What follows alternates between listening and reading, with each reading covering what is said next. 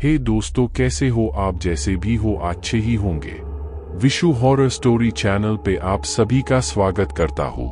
और आप चैनल पे नए हो तो subscribe, like, share and bell icon जरूर दबाओ। जैसे ही हॉरर स्टोरी अपलोड हो सबसे पहले आपके पास आए। आपका ज्यादा टाइम नहीं लेते हुए सीधा स्टोरी पे आता हूँ। ब्रह्मपुत्र नदी असम की एक बहुत लंबी और पवित्र नदी है। ब्रह्मपुत्र के किनारे स्थित शहरों में गुवाहाटी, तेजपुर और डिब्रूगढ़ है। इस नदी में लोग अस्थि विसर्जन करने आते हैं। लोगों का मानना है कि इसके पवित्र जल से आत्माओं को मोक्ष की प्राप्ति होती है। उसी नदी में मोहन नाम का 15 साल का युवक तैरने आया करता था। मोहन अपनी तैरने की गति से ब्रह्मपुत्र नदी को 20 मिनटों में ही पार कर लेता। उसकी यही खूबी डिब्रूगढ़ गांव के लिए गर्व और उसकी मां के लिए चिंता का विषय था। कई बार मना करने के बावजूद मोहन ब्रह्मपुत्र में नदी तैरने जाया करता। मोहन अपनी मां के साथ डिब्रूगढ़ गांव में रहता था। उसके पिता बचपन में ही गुजर गए थे और उसकी मां कपड़े सिलकर घर चलाती थी। एक दिन दत्ता परिवार अपने मृत बेटे रवि की अस्थियां ब्रह्मपुत्र नदी में बहाने आए। उसी वक्त मोहन भी तैरने कूदा और नदी में प्रवाहित रवि की अस्थियां जल में बहते बहते मोहन के शरीर पर लग गई। इस बात से अनजान जब मोहन नदी से बाहर आया तो उसने अपने शरीर पर जगह जगह राख देखी, जैसे उसने राख से स्नान किया हो। मोहन ने फिर से नदी में कूद के अपने शरीर से राख धो डाली, पर सिर्फ राख धो देने से मुसीबत खत्म नहीं होती। इस बात से मोहन अनजान था और कपड़े पहनकर वापस घर चला गया। रात के 1 बजे अचानक मोहन चिल्लाने लगा, मुझे इंसाफ चाहिए वरना किसी के लिए ठीक नहीं होगा। मोहन की आवाज सुनते ही उसकी मां फौरन उठ के उसके पास गई तो उसने अपनी मां को जोर से धक्का दिया और गुस्से से गुर्राते हुए बोला, ऐ बुढ़िया, चल मुझे मेरे घर छोड़ के आ, मेरा घर गुवाहाटी में है। मोहन का ऐसा हाल देख उसकी मां बहुत डर गई थी। उसी वक्त उन्होंने पड़ोस के लोगों को अपने घर में इकट्ठा किया। पड़ोसियों ने मोहन की हालत देख के कहा, जरूर इसको किसी की नजर लग गई है, क्योंकि यही गांव में तेजी से ब्रह्मपुत्र जैसी नदी पार कर सकता है।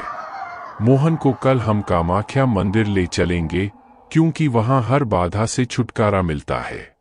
कामाख्या मंदिर असम की पहाड़ी पर स्थित है और 51 शक्ति पीठों में से एक महापीठ है। यह मंदिर अघोरी, साधु और तांत्रिकों का गढ़ माना जाता है। रहस्यों से परिपूर्ण यह मंदिर चमत्कारों का क्षेत्र है। यहाँ मन्नत पूरी होने पर बलि भी दी जाती है और हर तरह की काली शक्तियों से निवारण मिलता है। अगले दिन जब मोहन की मां और पड़ोस के लोग मोहन को कामाख्या मंदिर ले गए तो वहां पहुंचकर असली वजह सामने आई। मंदिर की चौखट पे पैर रखते ही मोहन झटके से दूर हुआ। फिर वो जोर जोर से चिल्लाते हुए भयानक हरकतें करने लगा, जैसे मंदिर के पास के पेड़ पर उल्टा लटकना, लोगों को पत्थर मारना और अपने शरीर को नाखूनों से नोचना। इतने में वहां एक साधु आ गए और उन्होंने मोहन को देखते ही कहा, इस लड़के पर बुरी आत्मा ने कब्जा कर लिया है और अब वो इसके शरीर में प्रवेश कर चुकी है। अगर इसका निवारण ना किया तो मोहन की जान भी जा सकती है। मोहन की मां ने कहा, साधु महाराज, आप जैसे ठीक समझें वो करें, बस मोहन ठीक हो जाए। मेरे जीने का एकमात्र सहारा अब मोहन ही है।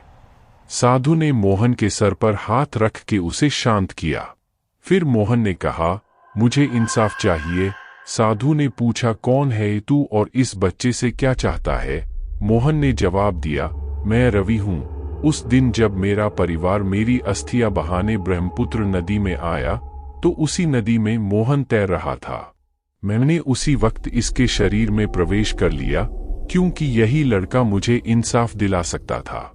साधु ने अपने मंत्र शक्तियों से रवि की आत्मा को मोहन से अलग किया और रवि की आत्मा पर गंगाजल छिड़का। रवि की आत्मा गायब हो गई और मोहन यह सब देख वही बेहोश हो गया। साधु ने अपनी सिद्धियों से इस घटना का पता लगाया और मोहन की मां से कहा, जब किसी का अस्थि विसर्जन हो रहा हो तो राख में आत्मा का वास होता है। मोहन से यही गलती हुई।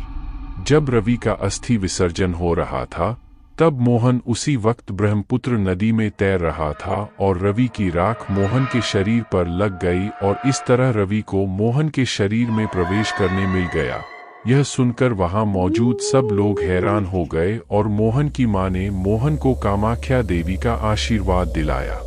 असम के भूतिया रहस्यों से शायद लोग अनजान हो, पर कामाख्या देवी मंदिर के रहस्य जानने में आज भी लोग नाकाम हैं। वैज्ञानिक भी इस मंदिर के रहस्यों का पता नहीं लगा पाए। हम इंसान यह भूल जाते हैं कि कुदरत के कई ऐसे रहस्य हैं जिन्हें जानने की कोशिश हमें नहीं करनी चाहिए।